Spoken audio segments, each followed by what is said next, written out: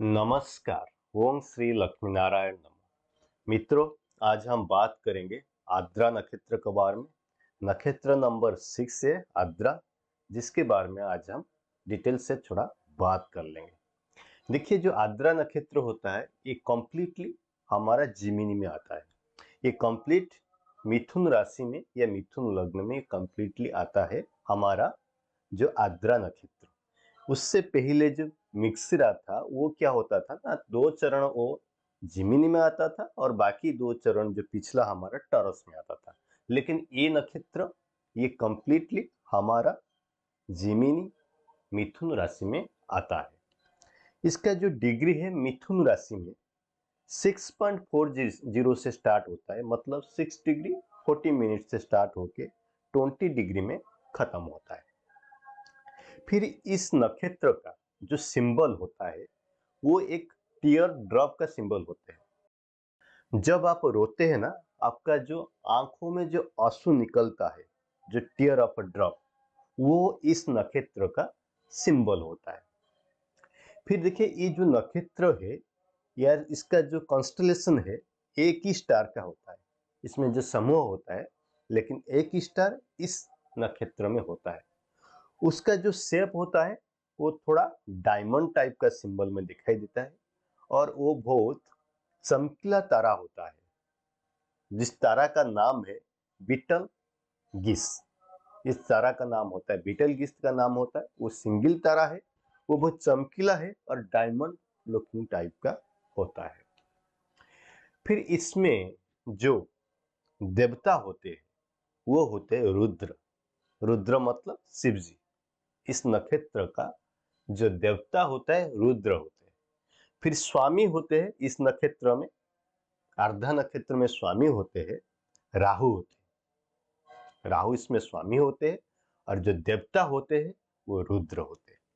फिर गण, इस नक्षत्र का जो गण होता है वो मनुष्य होता है और जो योनि होता है वो स्वान होता है, जो है फीमेल डक। स्वान जो होता है योनि होता है और नाड़ी होता है आदि। ठीक है। फिर इस नक्षत्र में जो भी नामीकरण होना है, जो भी बच्चा पैदा हुआ उसका सुइटेबल नामीकरण करने के लिए इस चारों लेटर को हम यूज कर सकते हैं। पहला चरण, सेकंड चरण, थर्ड चरण एंड फोर्थ चरण। जो पहला चरण में उसका जो सिंबल होगा कु होगा। सेकंड चरण में सिंबल होगा घा होगा। घ सिंबल आप सेकंड चरण में ले सकते हैं।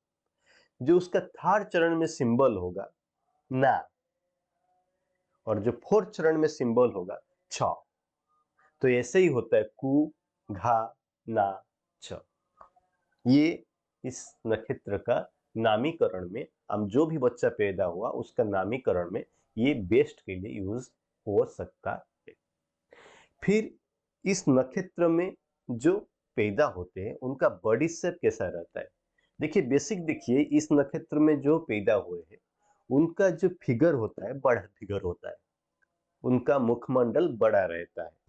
फिर उनका जो हेयर होता है, बाल होता है, वो थोड़ा बाइंडिंग टाइप का रहेगा, रोटेट टाइप का उनका बाल रहेगा, वो सीधा नहीं रहता।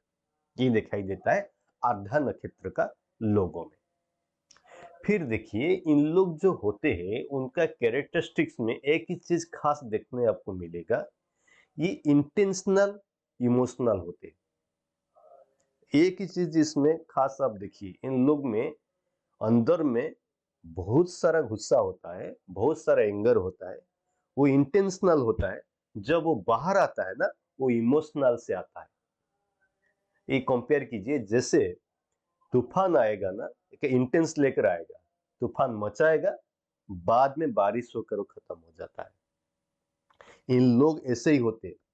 उनका अंदर में कोई भी चीज को लेकर कोई इंटेंसिटी है, लेकिन वो जो बाहर आता है वो इमोशनली आता है और एक टीयर ड्रॉप के मार्फत में आता है। जैसे बारिश होता है, यहाँ पे टीयर ड्रॉप होता है। इस चीज को आप जुड़िए शिव जी के साथ, क्योंकि इस नक्षत्र के जो देवता होते हैं वो शिव जी होते हैं, रुद्र होते हैं। रुद्र आखिर में उनका आंसू से जो आंसू निकलता है, बस वो सेम चीज इस लोगों के आंखों से आखिर में आंसू ही निकलता है। द एंड पॉइंट, आखिर वो रोते हैं, ये दिखाई देता है, क्योंकि उनका अंदर में बहुत सारा इमोशनल कैद है। वो आखिर में उसको निकाल ही देते हैं। कैसे?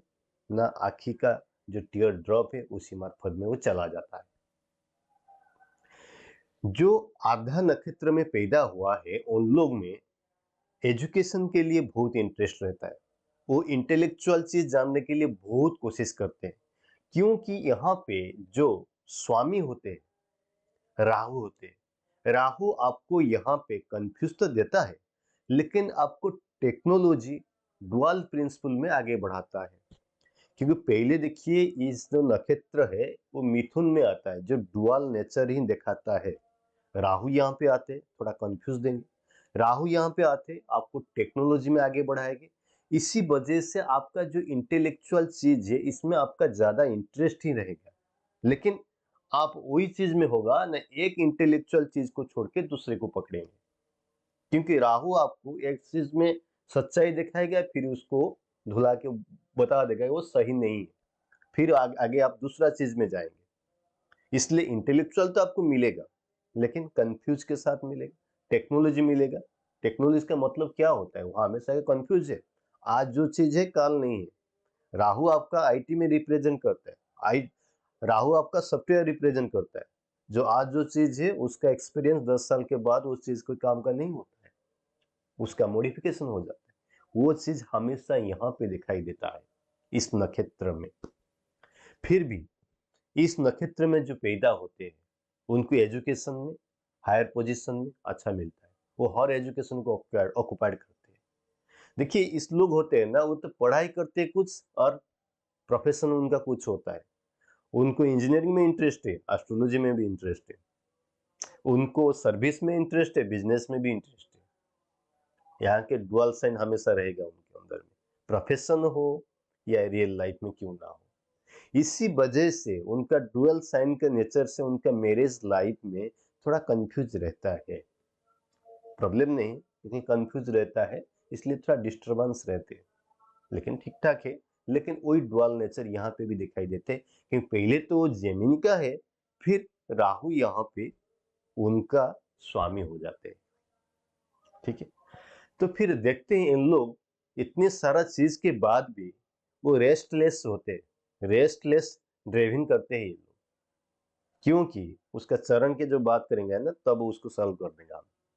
लेकिन अभी देखिए ना, इन लोग रेस्टलेस इसलिए है, उनको हर चीज हर काम में रेस्ट लेना पसंद नहीं है। वो मेहनती है, पारिश्रमी बहुत होते हैं इन लोग, मेहनत से हर चीज को कर लेते हैं, लेकिन कंफ्यूज रहता है। इसीलिए इसी नक्षत्र को थोड़ा गाइड चाहिए। कौन गाइड देगा, चरण में हम बताएंगे आपको। तो चलते हैं, उसके बाद हम चरण स्टार्ट करते हैं। जो पहला चरण होता है इसी नक्षत्र में जुपिटर में आता है। तो अभी आप देखिए, इस नक्षत्र में जुपिटर, राहु, जेमिनी, देन स्वामी रुद्र, इन्हों चारों लोगों का यहाँ पे इफेक्ट आ जाएगा। ठीक है, एक पर्सनालिटी इसमें दिखाई देगा। अगर जुपिटर यहाँ पे अच्छे से है तो फिर इन लोग इंटेलेक्चुअल चीज में आगे बढ़ते हैं, उनका दिमाग सही से रहता है, उनका जो इमोशनल इंटेंसिटी वो थोड़ा कंट्रोल में रहता है। आखिर में तो रहते हैं इमोशनल इंटेंसिटी, थोड़ा कंट्रोल में आ जाता है इसमें। और लोग को प्रोफेशन में देखा गया तो teacher, counsellor, higher educator authority, वो चीज में ज्यादा दिखाई देते हैं उन लोग आद्रा नक्षत्र में। उनका जो सेकंड चरण होता है शनि का होता है। शनि यहाँ पे आपको रेस्टलेस ड्राइविंग में आगे बढ़ाता है। शनि आपको यहाँ पे मेहनती आपको बनाता है। शनि आपको फिजिकल फिटनेस में जागरूक कराता है। शनि आपको आने वाला जो जो भी डिफिकल्ट है उससे पहले आपको तैयार करता है। यहाँ पे शनि यहाँ पे राहु के साथ है, उनका जो स्वामी होता है यहाँ पे राहु होता है। शनि यहाँ पे राहु के साथ संबंध अच्छा होता है। शनि राहु मिलके आपको टेक्निकल चीज में भी आगे बढ़ाते हैं। अगर शनि है यहाँ पे, प्रोफेशन भी आपका अच्छा होगा। आप यहाँ पे आयरन का फील्ड हो या तो फिर इंजीनियरिंग का फील्ड हो, दोनों फील्ड में आप चमत्कार भी कर सकते हैं।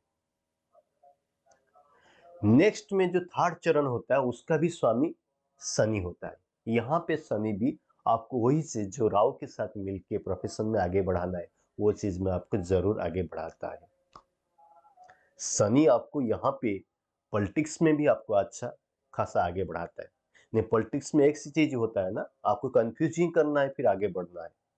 आप आज जो बोलना है कल उसको नहीं करना है, वो तो राहु करेगा यहाँ पे। और शनि यहाँ पे जो सोशल में आपको इमोशनल रखते हैं। शनि आपको पॉलिटिक्स में कि इसलिए लाभ देता है ना, शनि गरीब लोग का रिप्रेजेंट करता है। आप गरीब लोग के पास जाओगे और पॉलिटिकल बात बोलोगे, जो राहु का काम करेगा।